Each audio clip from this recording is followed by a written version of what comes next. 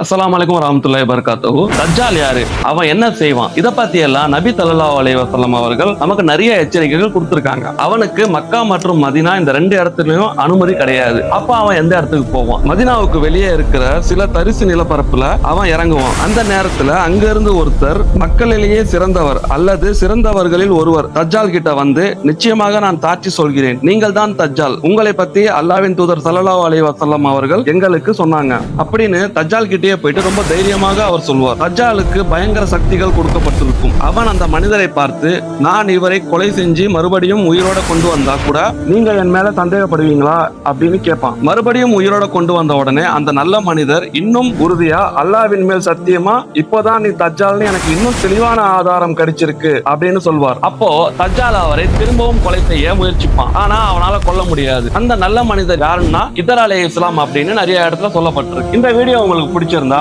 Like பண்ணுங்க, share பண்ணுங்க, மறக்காம சப்ஸ்கிரைப் பண்ணுங்க. இன்னொரு நல்ல வீடியோ சந்திக்கிறேன்.